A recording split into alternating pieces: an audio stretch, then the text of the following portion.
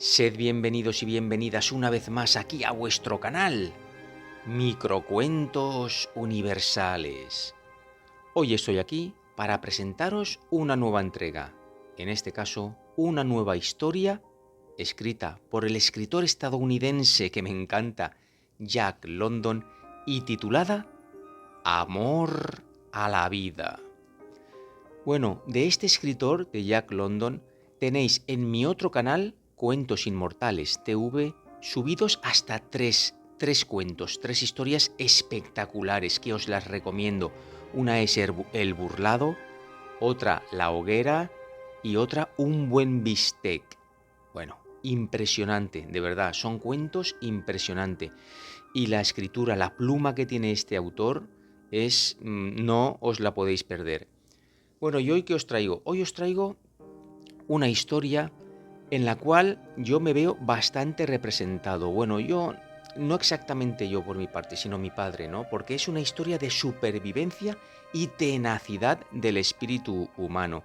Y en este momento, mi papá, que está pasando por un mal momento, debe enfrentarse a determinadas circunstancias que van a hacer que su capacidad, su fuerza interior, tiene que salir a relucir si quiere salir adelante. Por lo tanto, es un poco lo que le pasa al personaje de esta historia. La trama sigue a un hombre que es abandonado por su compañero de expedición, una expedición al Ártico o en el Ártico, y allí ha de luchar contra las adversidades meteorológicas. Fijaros, solo en el Ártico tratar de sobrevivir a todas esas penalidades. Nunca mejor que las descripciones que nos hace este autor, porque la verdad es que no deja títere con cabeza. Quiere decir que hace unas descripciones demasiado crudas. Así es que cuidado ahí al escucharlo, que se te pondrán los pelos como escarpias.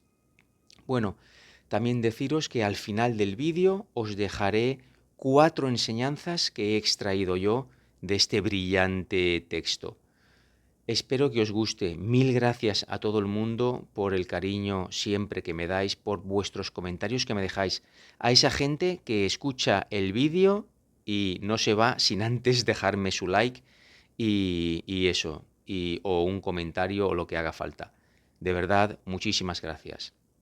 Bueno, al final del vídeo nos vemos y como siempre digo, sin más dilación, comencemos.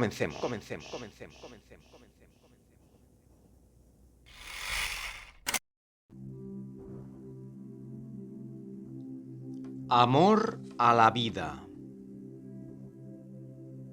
Bajaron la ribera cojeando dolorosamente, y el hombre que iba en cabeza tropezó una vez contra las piedras toscamente esparcidas.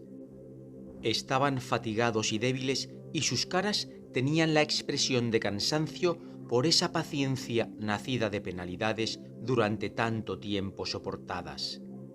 Iban cargados con pesados fardos de mantas atados a sus hombros. Correas que cruzaban la frente ayudaban a soportar estos fardos. Cada hombre portaba un rifle. Caminaban encorvados, los hombros caídos hacia adelante, la cabeza aún más adelante, la vista clavada en el suelo. «Ojalá tuviéramos solo 2 de esos cartuchos que quedan en nuestro escondrijo», dijo el segundo hombre. Su voz era totalmente inexpresiva y monótona. Hablaba sin entusiasmo, y el primer hombre, cojeando en el arroyo lechoso que espumeaba en las rocas, no se dignó responder. El otro hombre lo seguía pegado a sus talones. No se descalzaron, aunque el agua estaba fría como el hielo, tan fría que les dolían los talones y se les entumecieron los pies. En algunos sitios el agua se precipitaba contra sus rodillas y ambos se tambaleaban para mantenerse en pie. El hombre que seguía resbaló sobre una piedra lisa. Estuvo a punto de caer. Se recuperó con un esfuerzo violento, al mismo tiempo que daba una aguda exclamación de dolor. Se sentía débil y mareado, y extendió la mano libre mientras se tambaleaba, como buscando apoyo en el aire. Se equilibró y dio un paso adelante, pero se tambaleó de nuevo y casi cayó. Luego se quedó inmóvil mirando al otro hombre, que no había vuelto la cabeza ni una sola vez. El hombre se quedó inmóvil durante un largo minuto, deliberando consigo mismo. Luego gritó: «¡Bill! ¡Me he torcido el tobillo!». Bill siguió tambaleante a través del agua lechosa. No volvió la cabeza. El hombre lo vio marchar, y aunque su cara seguía tan inexpresiva como siempre, sus ojos eran como los de un ciervo herido. El otro hombre subió cojeando la ribera opuesta y siguió hacia adelante sin mirar atrás. El hombre del arroyo lo miraba. Sus labios temblaron un poco, y el burdo mechón de pelo marrón que los cubría se agitó visiblemente. Su lengua salió para humedecerlos. «¡Bill!», gritó. Era el grito suplicante de un hombre fuerte en peligro, pero la cabeza de Bill no se volvió. El hombre lo vio marcharse, cojeando grotescamente y dando tumbos con paso vacilante cuesta arriba hacia el suave horizonte de la pequeña colina. Lo vio marchar hasta que pasó la cima y desapareció. Volvió la vista y lentamente abarcó el círculo del mundo que le quedaba ahora que Bill se había ido. Cerca del horizonte el sol ardía débilmente, casi oscurecido por nieblas y vapores sin forma, que daban sensación de masa y densidad desdibujadas e intangibles. El hombre sacó su reloj, mientras apoyaba el peso sobre una pierna. Eran las 4, y como estaba a últimos de julio o primeros de agosto, no conocía la fecha precisa, sino con un margen de error de 2 semanas, sabía que el sol señalaba el noroeste. Miró hacia el sur y supo que en algún lugar más allá de aquellas colinas desoladas yacía el lago Gran Oso. También sabía que en esa dirección el círculo ártico trazaba su terrible camino a través de los yermos canadienses. El riachuelo en el que se encontraba era un afluente del río Coppermine que a su vez fluía hacia el norte y se vaciaba en el Golfo Coronation y el Océano Ártico. Nunca había estado allí, pero lo había visto una vez en un mapa de la compañía de la bahía de Hudson. De nuevo recorrió con la mirada el círculo del mundo a su alrededor. No era un espectáculo alentador. Por todas partes estaba el horizonte. Las colinas eran todas bajas. No había árboles, ni matojos, ni hierbas. Solo una tremenda y terrible desolación que atrajo inmediatamente el miedo a sus ojos. «¡Bill!», susurró una y 2 veces. «¡Bill!». Se agazapó en medio del agua lechosa como si la inmensidad lo presionara con una fuerza avasalladora y lo aplastase brutalmente con su complaciente horror. Comenzó a temblar como un palúdico, hasta que el arma se le cayó de la mano salpicándole. Esto sirvió para despertarle. Combatió su miedo y se dominó buscando a tientas bajo el agua y recuperando el arma. Se aseguró el fardo en el hombro izquierdo para aliviar algo de peso a su tobillo herido. Luego avanzó lenta y cautelosamente hacia la orilla, encogiéndose de dolor. No se detuvo. Con una desesperación rayana en la locura, sin hacer caso alguno del dolor, subió presuroso la ladera hasta llegar a la cima de la colina donde había desaparecido su compañero. Mucho más grotesco y cómico que su cojo y tambaleante compañero. Pero en la cima vio un somero valle desprovisto de vida. Luchó de nuevo contra el miedo, lo venció, aseguró todavía más el fardo en el hombro izquierdo y bajó a trompicones la pendiente. El fondo del valle estaba encharcado de agua que el musgo mantenía como una esponja cerca de la superficie. A cada paso, el agua saltaba a chorros bajo sus pies, y cada vez que levantaba uno, la acción culminaba en un ruido de succión al soltar de mala gana el musgo su presa. Escogió cuidadosamente el camino de ciénaga en ciénaga, siguiendo las huellas del otro hombre por los abruptos salientes de las rocas que asomaban como islotes en un mar de musgo. Aunque solo, no estaba perdido. Sabía que más adelante llegaría a un sitio donde picéas muertas y pinos pequeños y marchitos bordeaban la orilla de una laguna, el Tichinchimeli, la tierra de los palitos, en el idioma de la región. En esa laguna desembocaba un pequeño arroyo, cuyas aguas no eran lechosas. Había juncos en él, lo recordaba muy bien, pero no existían árboles, y lo seguiría hasta que sus primeras gotas se detuvieran en una bifurcación. Cruzaría ésta hasta el principio de otro riachuelo que fluía hacia el oeste, y al que seguiría hasta que se vaciara en el río Dise. Y aquí encontraría un escondrijo bajo una canoa volcada y tapada con piedras. En este escondrijo hallaría munición para el rifle vacío, anzuelos, tañas y una pequeña red, todos los útiles necesarios para cazar y atrapar alimento, y también encontraría harina, no mucha, un trozo de tocino y unas pocas judías.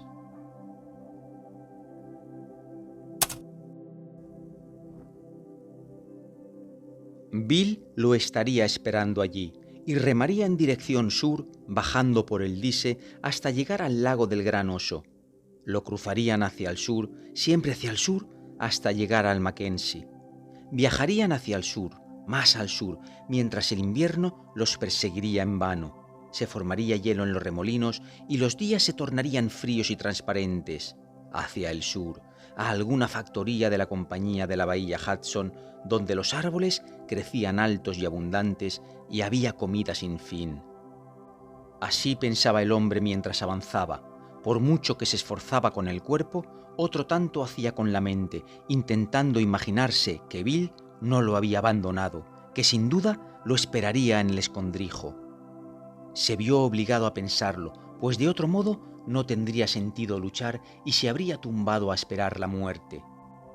Y mientras la bola opaca del sol se hundía lentamente en el noroeste, recorrió de nuevo cada detalle de la huida que emprenderían Bill y él hacia el sur, antes de que llegase el invierno. Y una y otra vez vio ante sí la comida del escondrijo y la de la compañía Hudson. No había comido desde hacía 2 días, y desde hacía muchos más no había comido todo lo que le hubiera gustado. Se agachaba a menudo para recoger pálidas bayas de pantano, metérselas en la boca, masticarlas y tragarlas. Una baya de pantano es una diminuta semilla envuelta en una gotita de agua. El agua se disuelve en la boca y la semilla se queda amarga y punzante.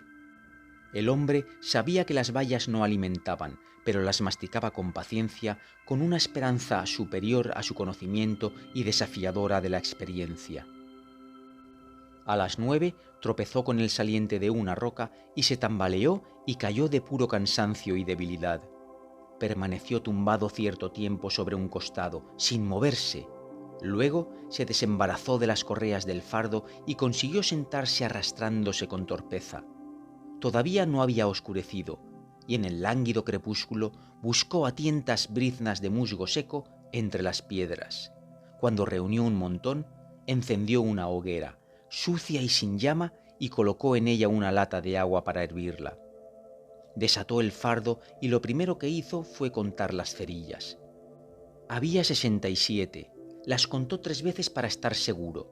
Las dividió en varias porciones y las envolvió en papel de cera, metiendo una de ellas en la petaca vacía, otra en la cinta de su raído sombrero y una tercera porción en el pecho, debajo de la camisa.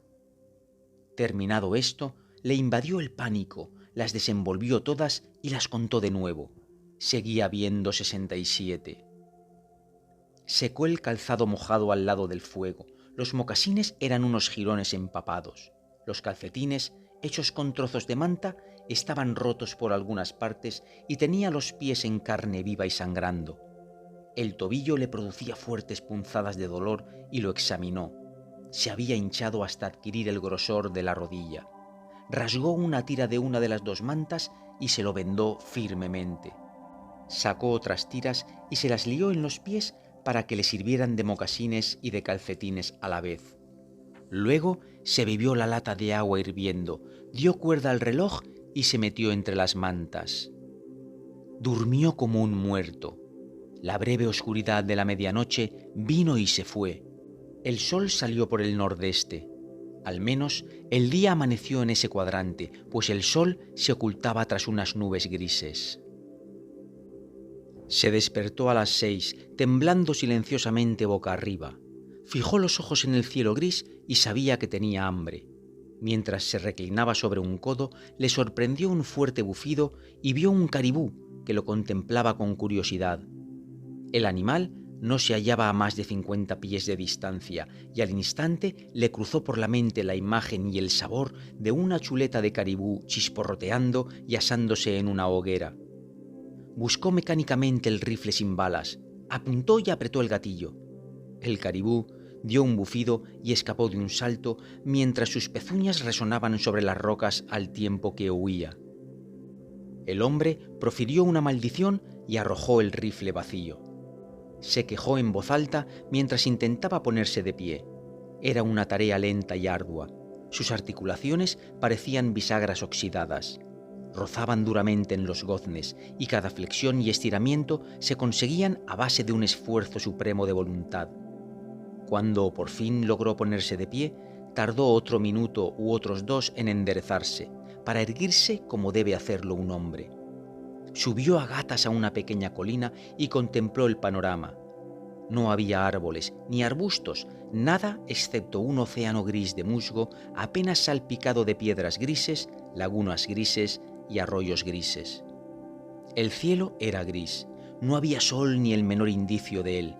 No tenía idea de dónde estaba el norte y se había olvidado de cómo había llegado a ese lugar la noche anterior. Pero no estaba perdido, lo sabía.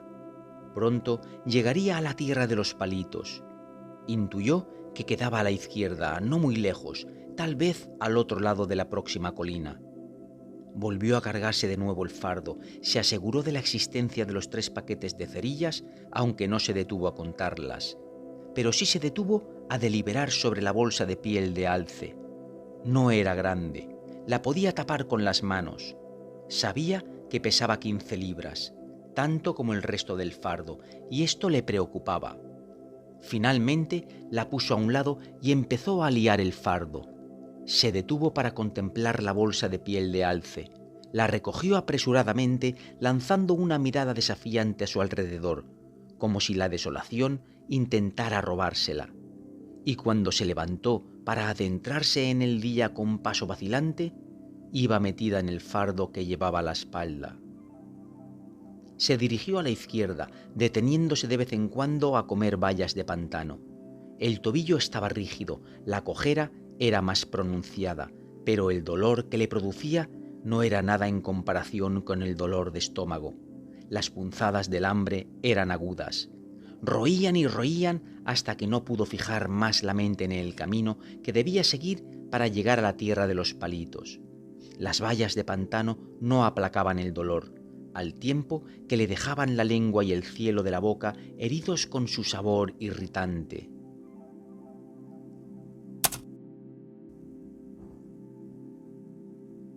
Llegó a un valle donde las perdices blancas se echaban a volar desde las rocas y ciénagas. ¡Quer, quer, quer! Graznaban. Les tiraba piedras, pero no las alcanzaba. Dejó el fardo en el suelo y se puso a acecharlas lo mismo que un gato acecha a una golondrina. Las piedras afiladas le rompieron las piernas del pantalón hasta hacerle sangrar por las rodillas, pero el dolor del hambre le hacía olvidar este otro. Se arrastró por el musgo mojándose la ropa y enfriándose, pero no se daba cuenta de ello, tan alta era la fiebre que sentía por comer. Mas la perdiz siempre echaba a volar, agitándose ante él hasta que el quer, quer, quer se convirtió en una burla. Las maldecía y les gritaba en voz alta con su propio graznido. En una ocasión se arrastró sobre una que debía de estar dormida. No la vio hasta que se le lanzó a la cara desde su escondrijo rocoso. Intentó agarrarla, con la misma sorpresa que la del animal, quedándole en las manos 3 plumas de la cola. Mientras contemplaba su vuelo, la odió como si le hubiera causado un mal terrible. Luego volvió y se echó el fardo al hombro. Conforme avanzaba el día, atravesó valles y llanuras de caza abundante. Una manada de unos 20 caribús pasó cerca, tentadoramente a tiro. Sintió unos deseos locos de correr tras ellos, seguro de que los alcanzaría. Un zorro negro se le acercó con una perdiz en la boca. El hombre le gritó. Fue un grito espantoso, pero el zorro huyó de un salto sin soltar la perdiz. A últimas horas de la tarde siguió un riachuelo lechoso de limo que corría entre islotes desparramados de juncos. Tirando de los juncos a ras del suelo, consiguió sacar algo parecido a una cebollita, no mayor que la cabeza de un clavo. Estaba tierna y hundió en ella los dientes, en un crujido que prometía una deliciosa comida. Pero sus fibras eran ásperas. Se componían de filamentos saturados de agua como las bayas y carecía de alimento. Tiró al suelo el fardo y se abalanzó sobre los juncos, apoyándose en las manos y en las rodillas, masticando como un bovino. Estaba muy cansado y sentía la frecuente necesidad de descansar, tumbarse y dormir. Pero seguía adelante sin cesar, impulsado no tanto por el deseo de llegar a la tierra de los palitos como por el hambre. Buscó ranas en las charcas y excavó la tierra con las uñas en busca de lombrices, aunque sabía que no se criaban ranas ni lombrices tan al norte. Buscaba en vano en cada charca de agua, hasta que al llegar el largo crepúsculo descubrió un diminuto pececito solitario en una de las charcas. Hundió el brazo hasta el hombro, pero el pez se escapó. Lo buscó con ambas manos, removiendo el barro lechoso del fondo. En su emoción, se cayó al agua, mojándose hasta la cintura. El agua se hallaba demasiado turbia para poder ver el pez y tuvo que esperar a que se aclarase. La persecución se reanudaba hasta que el agua se enturbiaba de nuevo. Pero no podía esperar. Desató el cubo de latón y empezó a achicar el agua de la charca. Achicó alocadamente al principio, mojándose él mismo y tirando el agua tan cerca que volvía a fluir a la charca. Trabajó luego con más cuidado, luchando por conservar la calma, aunque el corazón le latía con fuerza y le temblaban las manos. A la media hora la charca estaba casi seca.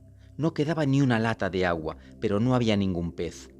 Encontró una grieta entre las piedras a través de la cual se había escapado a la charca siguiente, una charca que no sería capaz de vaciar en todo un día y una noche. De haber sabido la existencia de la grieta, la hubiera tapado con una piedra desde el principio y ahora el pez sería suyo. Así pensaba y se derrumbó sobre la tierra mojada. Al principio lloró quedamente para sí mismo. Luego lo hizo en alto para la implacable desolación que lo rodeaba y durante un largo rato se sacudió en profundos y secos sollozos. Encendió una hoguera y se calentó bebiendo vasos de agua caliente y acampó de la misma manera que la vez anterior. Lo último que hizo fue comprobar si las cerillas estaban secas y darle cuerda al reloj. Las mantas estaban secas y húmedas. El tobillo le latía de dolor. Pero solo sabía que tenía hambre y durante su dormir inquieto soñó con banquetes y festines, con comida servida y distribuida de todas las maneras imaginables. Se despertó helado y enfermo. No hacía sol. El gris de la tierra y el cielo se había hecho más intenso y profundo. Soplaba un viento crudo y los primeros copos de nieve blanqueaban las cimas de las colinas. El aire que lo rodeaba se espesaba y se volvía blanco mientras encendía una hoguera y hervía más agua. Se trataba de nieve húmeda, de aguanieve, y los copos eran grandes y acuosos. Al principio se derretían al tomar contacto con la tierra, pero seguían cayendo, cubriendo el suelo, apagando el fuego y estropeando su provisión de musgo. Esto significaba que tenía que liar el fardo y seguir adelante sin saber a dónde. No le preocupaban la tierra de los palitos, ni Bill, ni el escondrijo de la canoa en el río Dise. Era esclavo del verbo comer. Estaba enloquecido por el hambre. No prestaba atención al rumbo que seguía mientras ese rumbo le llevase por el fondo del valle. Buscó a tientas el camino que a través de la nieve llevaba a las bayas y arrancó a tientas los juncos por su raíz. Pero se trataba de una materia insípida que no le satisfacía. Dio con una hierba de sabor amargo y comió toda la que pudo encontrar, que no fue mucha, pues crecía a ras del suelo y se ocultaba con facilidad bajo unas cuantas pulgadas de nieve. Esa noche no tuvo fuego ni agua caliente y se metió entre las mantas para dormir el corto sueño del hambre. La nieve se convirtió en una lluvia fría. Despertó muchas veces para sentirla en el rostro. Llegó el día, un día gris y sin sol. Había dejado de llover, le habían abandonado las punzadas del hambre, había perdido la sensibilidad para la comida. Sentía un dolor sordo y pesado en el estómago, pero no le molestaba tanto. Era más racional y volvió a interesarse principalmente por la tierra de los palitos y el escondrijo de la orilla del Dise. Rasgó en tiras lo que le quedaba de una de las mantas y se vendó los ensangrentados pies. Vendó también el tobillo torcido y se preparó para un día de camino. Cuando llegó al fardo, se detuvo largo rato ante la bolsa de piel de alce, pero al final se la llevó consigo. La nieve se había derretido con la lluvia y solo blanqueaban las cimas de las colinas. Salió el sol y consiguió localizar los puntos cardinales, aunque ahora sabía que estaba perdido. Tal vez, en los días que había vagado sin rumbo, se había desviado demasiado a la izquierda. Ahora se encaminó a la derecha para compensar la posible desviación de la verdadera ruta.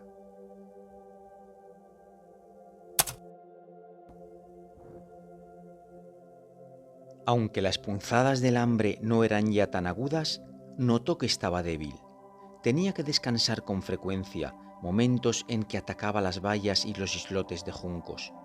Sentía la lengua grande y seca, como si estuviera recubierta de una capa de pelo, y notaba un sabor amargo en la boca.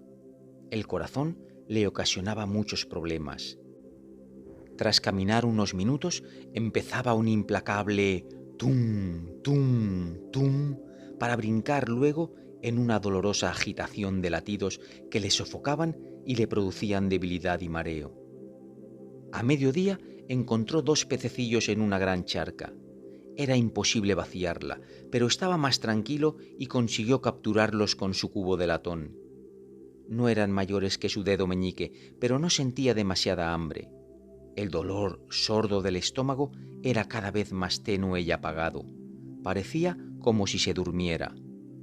Se comió los pececillos crudos, masticándolos con concienzudo detenimiento, pues comer era un acto de pura razón. No sentía deseo ninguno de comer, pero sabía que tenía que hacerlo para sobrevivir. Por la tarde cogió otros 3 pececillos, se comió 2 y guardó el tercero para el desayuno. El sol había secado muchas briznas de musgo y pudo calentarse con agua hervida. Ese día no anduvo más de 10 millas, y al día siguiente, viajando tan solo cuando se lo permitía el corazón, no hizo más de 5 millas de camino. Pero el estómago no le molestaba lo más mínimo. Se había dormido, estaba en una tierra extraña donde abundaban los caribús y los lobos. Sus aullidos flotaban a menudo en la desolación, y una vez vio cómo 3 de ellos se escabullían delante de él. Otra noche más y por la mañana, en un momento de mayor lucidez, desató el cordón de cuero que cerraba la bolsa de piel de alce. De su boca salió un chorro de oro en polvo y pepitas. Lo dividió a ojo en 2 mitades y escondió una, envuelta en un trozo de manta, bajo una roca, devolviendo la otra mitad a la bolsa. También empezó a utilizar tiras de la manta que le quedaba para ponérselas en los pies. Seguía todavía aferrado al rifle, pues quedaban cartuchos en el escondrijo del Dise. Ese día hubo niebla y el hambre volvió a despertar en él. Estaba muy débil y padecía desvanecimientos que a veces le cegaban. No era raro que tropezase y cayera, y en uno de los tropezones dio de bruces con un nido de perdiz. Tenía 4 crías nacidas el día anterior, pequeñas porciones de vida palpitante, no más de un bocado, y las devoró vorazmente, metiéndoselas vivas en la boca y triturándolas como si fueran cáscaras de huevo. La perdiz madre agitó las alas a su alrededor lanzando grandes gritos. Utilizó el rifle de garrote para abatirla, pero voló fuera de su alcance. Le tiró piedras y con una de ellas le rompió, por casualidad, un ala. Entonces huyó con el ala rota y perseguida por el hombre. Los polluelos no habían hecho sino abrirle el apetito. Saltó y se tambaleó torpemente con el tobillo herido, arrojándole piedras, gritando roncamente unas veces y saltando y balanceándose en silencio otras, levantándose sombrío y paciente cuando caía o frotándose los ojos con la mano cuando el desvanecimiento amenazaba con apoderarse de él. La persecución lo llevó por los suelos pantanosos del fondo del valle y encontró pisadas humanas en el musgo húmedo. No eran las suyas, eso era evidente. Debían ser de Bill, pero no podía detenerse, pues la perdiz madre seguía corriendo.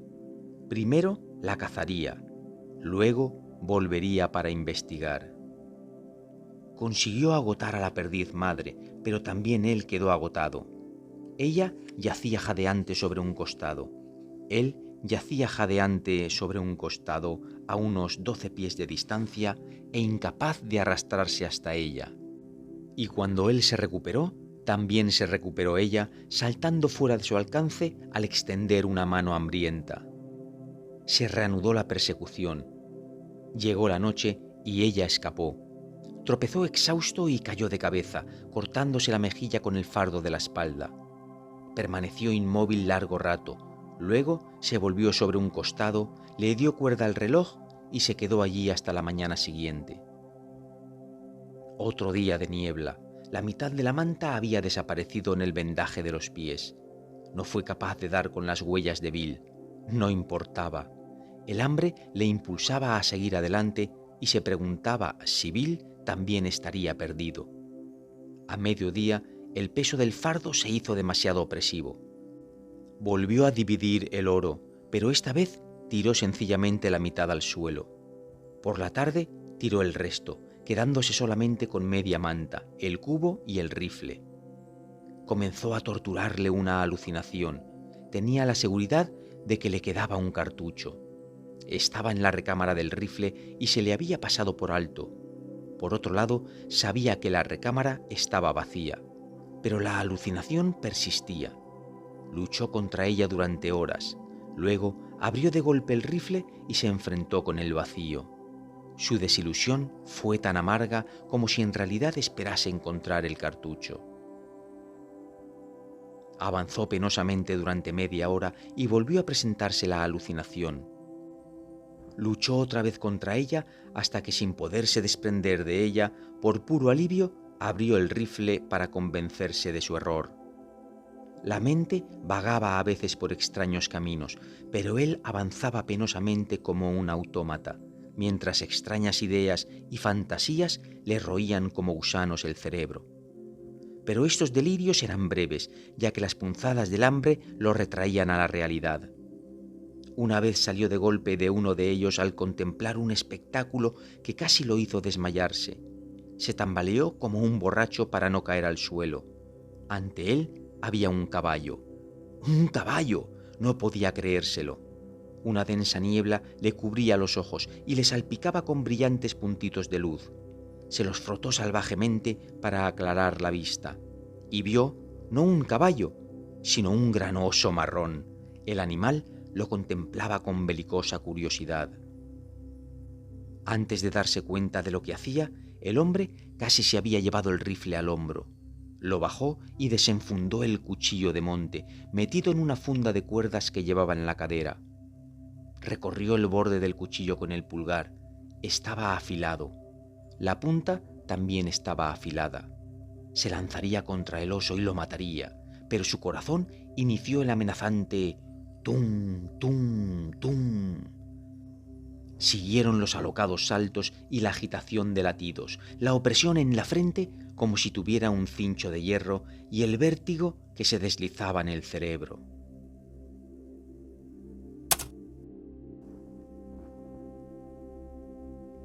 Su desesperada valentía sucumbió ante una gran ola de miedo.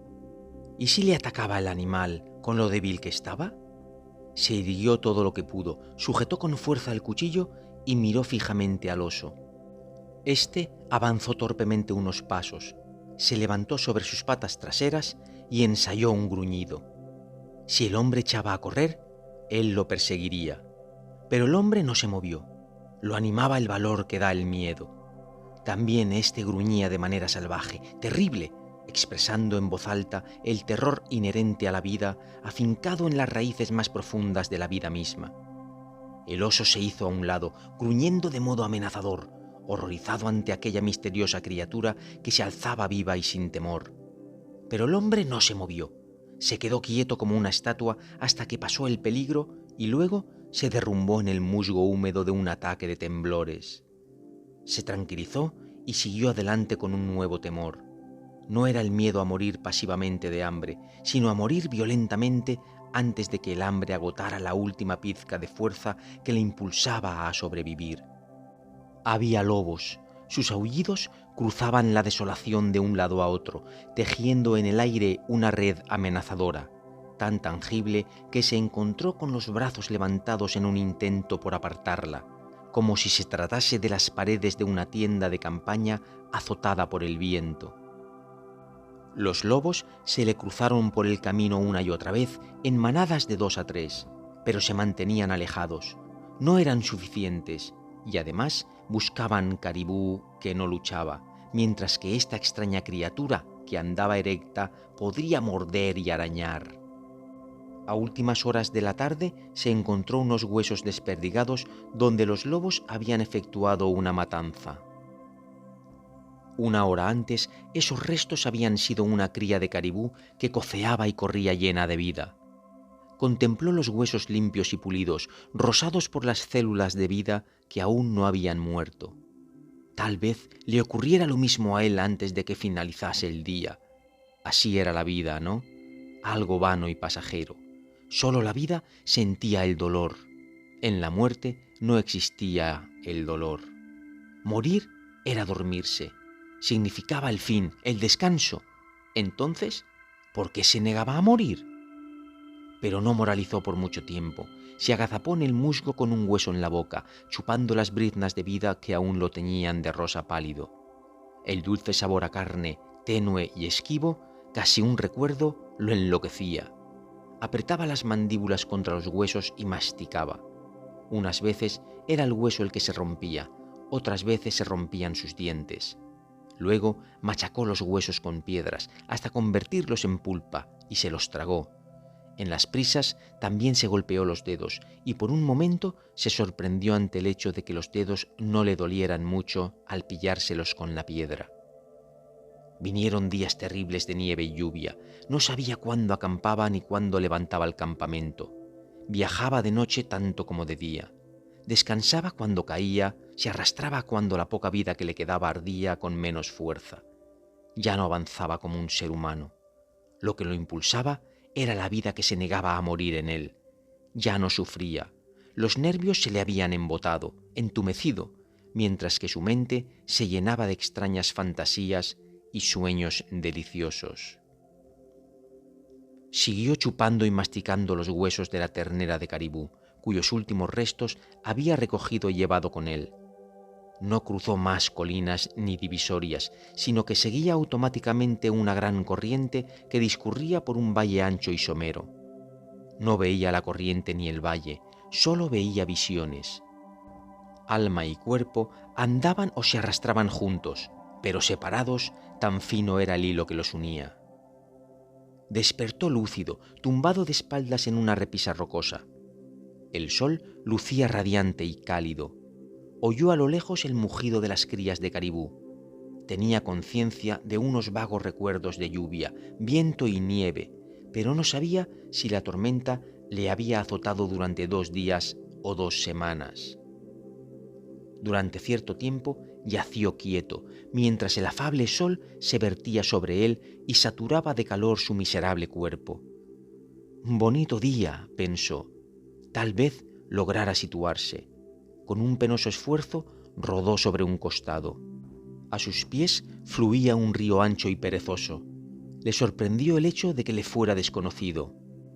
Lo siguió con la vista, torciéndose en grandes meandros entre las colinas yermas y desoladas, más yermas, desoladas y bajas que ninguna de las colinas que había visto en su vida. Lenta, deliberadamente, sin la menor excitación, con un interés muy casual, siguió el curso de una extraña corriente que se extendía hacia el horizonte y desembocaba en un mar brillante. Seguía sin excitarse. ¡Qué extraño!, pensó. Sería una visión o un espejismo, más bien una visión, una burla de su mente trastornada. Se lo confirmaba la vista de un barco anclado en medio del brillante mar. Cerró los ojos durante un rato y luego los abrió. Era extraño cómo persistía la imagen, y sin embargo no lo era. Sabía que no había mares ni barcos en el centro de tierras desoladas, lo mismo que sabía que no quedaba ningún cartucho en el rifle vacío. Oyó un resoplido a sus espaldas, un jadeo o tos medio contenida. Muy despacio, debido a su extrema debilidad y rigidez, se volvió sobre el otro costado. No veía nada cerca, pero esperó pacientemente. Volvió a oír el jadeo y la tos, y entre dos abruptas rocas, a pocos pies de distancia, distinguió la cabeza gris de un lobo. Las agudas orejas no eran tan puntiagudas como las de otros lobos que había visto. Tenía los ojos opacos e inyectados de sangre, la cabeza parecía colgarle flácida y triste. El animal parpadeaba continuamente con el sol, parecía enfermo. Mientras le observaba, jadeó y tosió de nuevo.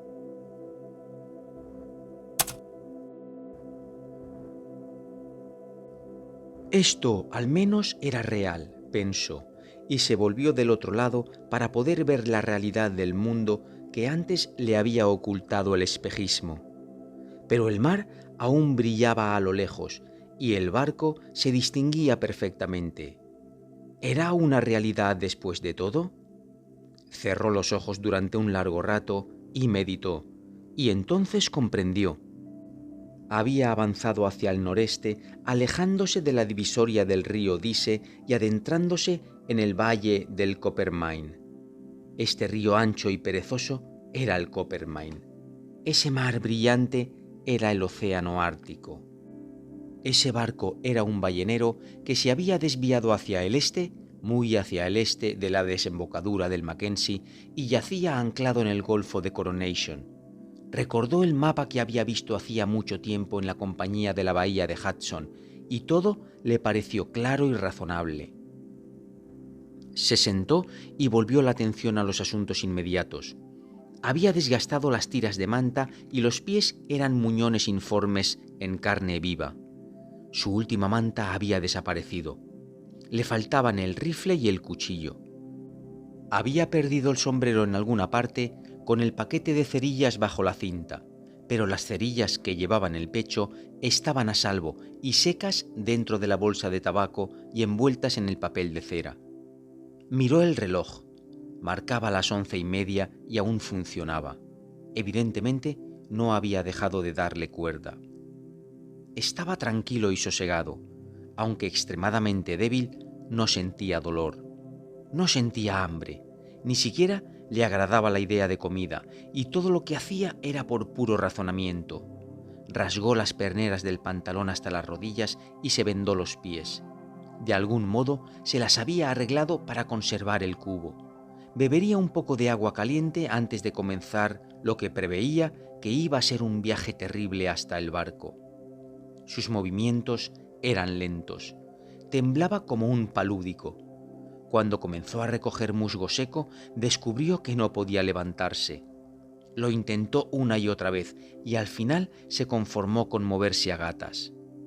Una vez se acercó al lobo enfermo. El animal se arrastró con desgana hacia un lado, lamiéndose el hocico con una lengua que apenas parecía tener fuerzas para enrollarse.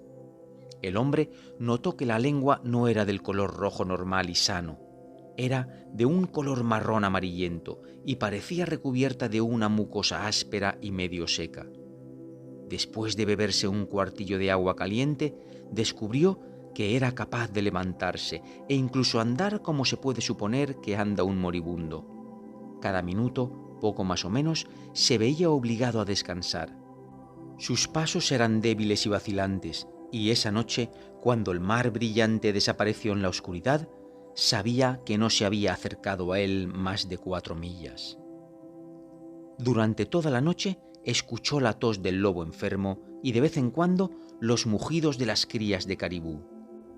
Existía vida a su alrededor, pero se trataba de una vida fuerte, muy sana y vigorosa, y sabía que el lobo enfermo se pegaba al rastro del hombre enfermo con la esperanza de que éste muriera primero. Por la mañana, al abrir los ojos, lo encontró contemplándolo con una mirada hambrienta y anhelante. Permanecía agazapado con el rabo entre las piernas como un perro miserable y angustiado. Tiritaba con el viento frío de la mañana e hizo una mueca triste, cuando el hombre le habló con una voz que no pasó de un ronco susurro. El sol se elevó radiante y durante toda la mañana el hombre avanzó a tropezones hacia el barco que flotaba en el brillante mar.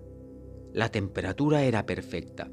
Lucía el breve veranillo indio de las altas latitudes. Podía durar una semana, podía terminar mañana o pasado mañana. Por la tarde, el hombre dio con unas huellas. Eran de otro hombre que no caminaba, sino que se arrastraba a cuatro patas. Pensó que podría tratarse de Bill, pero lo pensó de una forma vaga e indiferente. No sentía ninguna curiosidad. De hecho, ya había perdido toda la capacidad de sentir o emocionarse. Ya no era susceptible al dolor. Su estómago y sus nervios se habían dormido. Pero la vida que latía en su interior le impulsaba a seguir. Estaba agotado, pero se negaba a morir. Y porque se negaba a morir, comía bayas y pececillos, bebía agua caliente y no apartaba la vista del lobo enfermo. Siguió las huellas de otro hombre que se arrastraba y pronto llegó al final. Un montón de huesos mondos esparcidos sobre el musgo húmedo, marcado con las huellas de muchos lobos.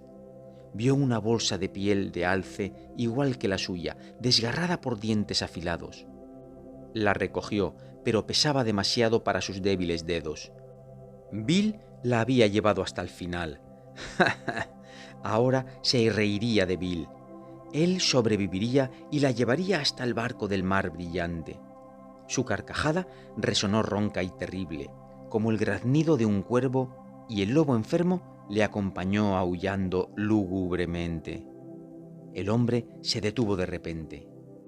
¿Cómo podía reírse de Bill si... ¿Es que eso era Bill? ¿Si esos huesos rosados y mondos eran Bill? Se volvió. Y bien, Bill lo había abandonado, pero él no podía llevarse el oro, ni chuparía los huesos de Bill. Bill sí lo hubiera hecho si las cosas hubieran sido al revés, musitaba mientras se apartaba del lugar con paso vacilante. Llegó a una charca de agua. Al inclinarse para buscar pececillos, echó atrás la cabeza de una sacudida como si lo hubieran picado. Había visto el reflejo de su cara.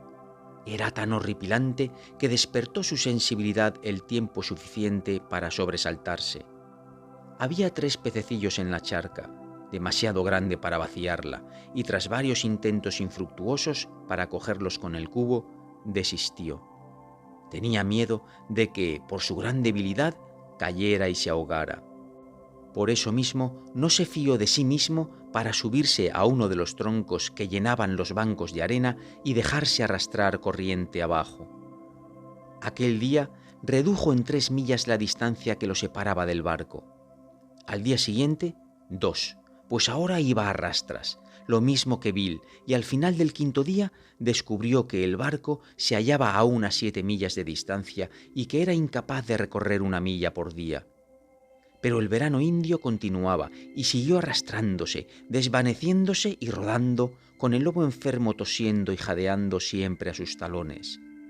Tenía las rodillas en carne viva, lo mismo que los pies, y aunque las envolvía con la camisa, dejaba tras él un rastro rojo sobre las piedras y el musgo. Una vez al mirar atrás, vio al lobo lamer ansiosamente su rastro sangriento, y de repente vio lo que podría ser su propio fin, a menos que matara al lobo. Comenzó entonces la tragedia más inexorable que jamás se haya representado. Un hombre enfermo que se arrastra, un lobo enfermo que cojea, 2 criaturas que arrastran sus cuerpos cadavéricos a través de la desolación, acechándose mutuamente.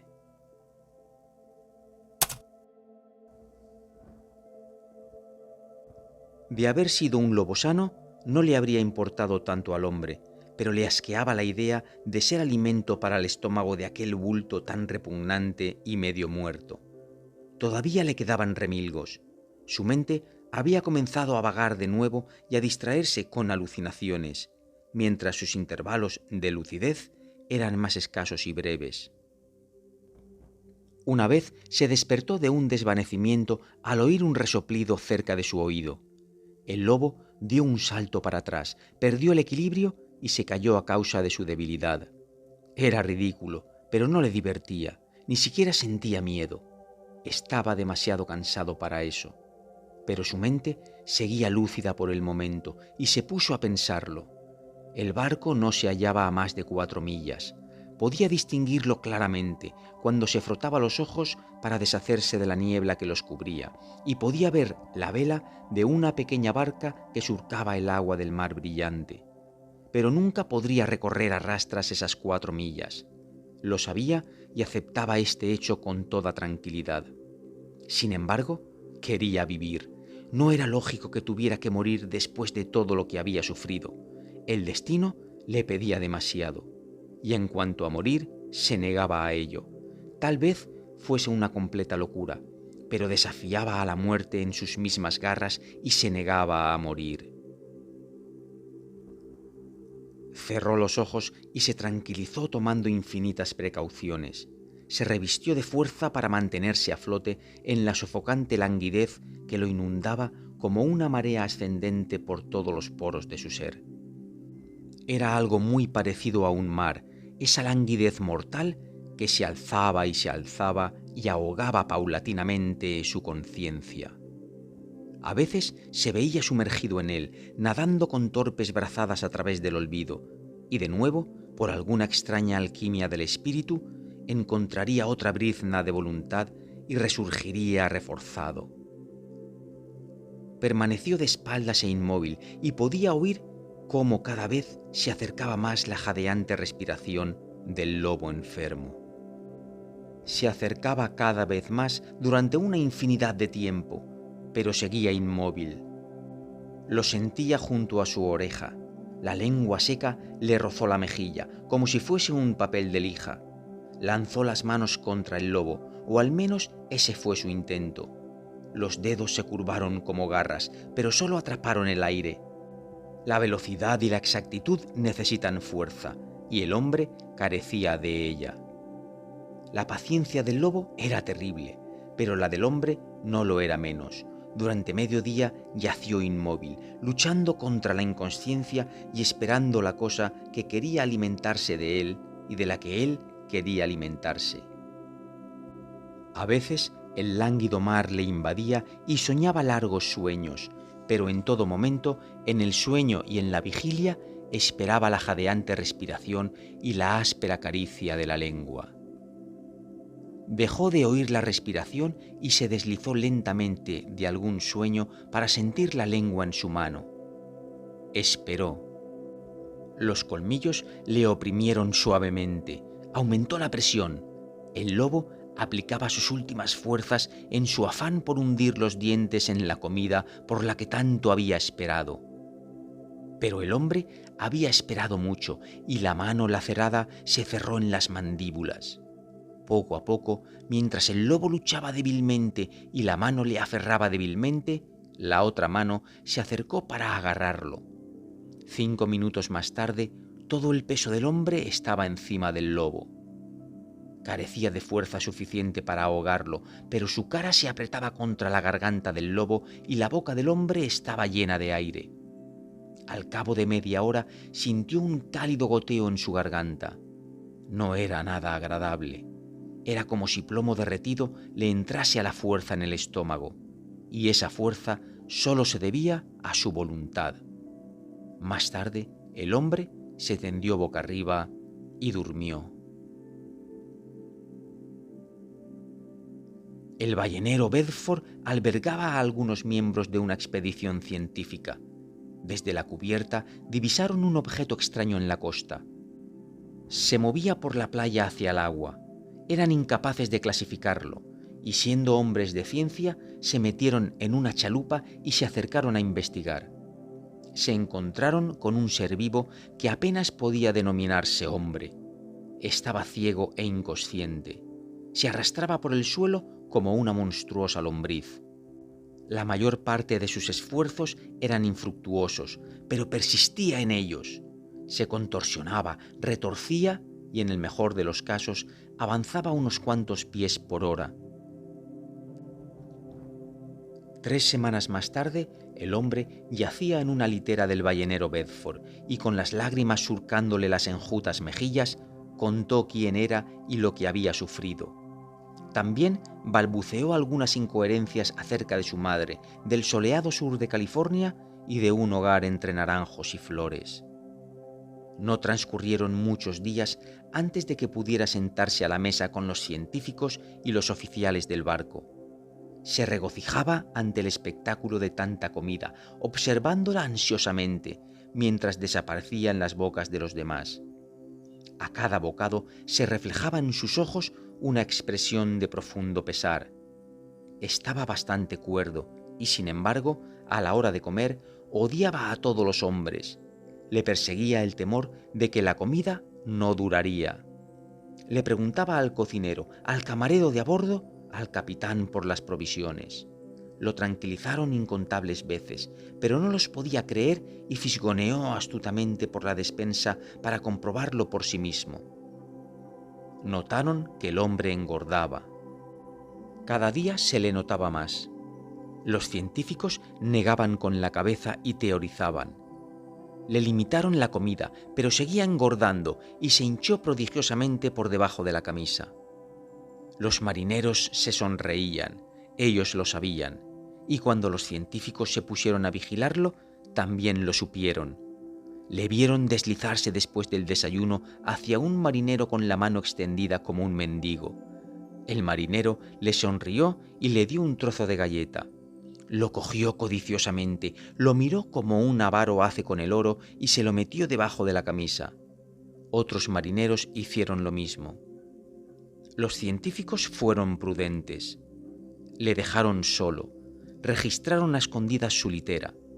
Estaba llena de galletas. El colchón estaba relleno de galletas. Cada hueco y cada grieta estaban llenos de galletas. Sin embargo, estaba cuerdo. No hacía sino tomar precauciones contra otra posible hambre. Eso era todo. Ya se restablecerá, decían los científicos. Y se restableció antes de que el ancla de Bedford se hundiera en la bahía de San Francisco.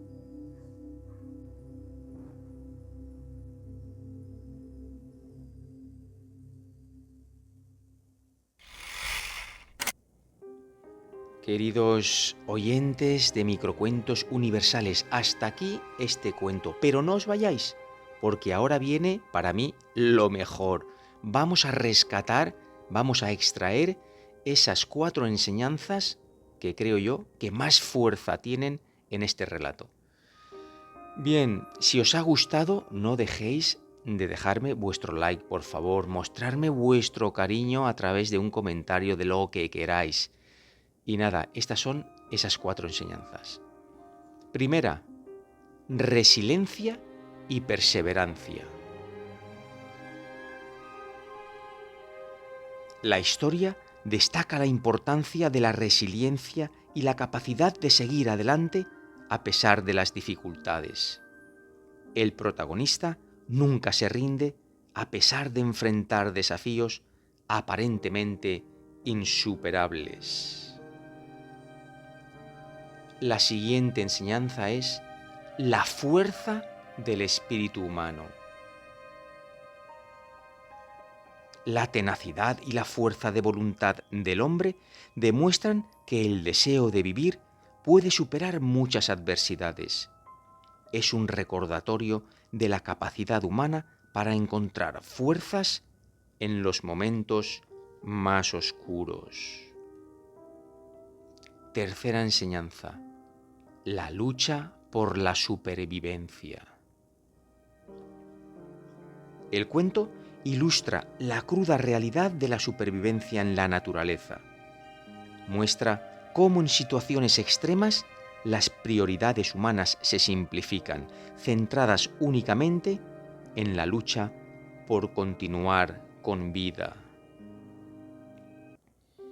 Y cuarta y última enseñanza, la solidaridad y la amistad.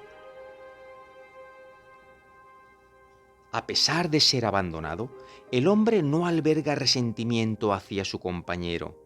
Esta actitud refleja la importancia de la solidaridad y el entendimiento humano, incluso en situaciones difíciles. Bueno, de verdad, para mí es un cuento extraordinario, amor a la vida.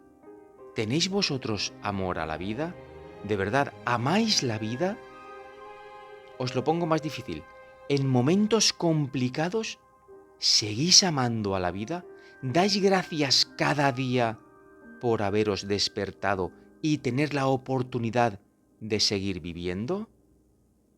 Bien, muchas gracias por escucharme y hasta la siguiente entrega. Chao.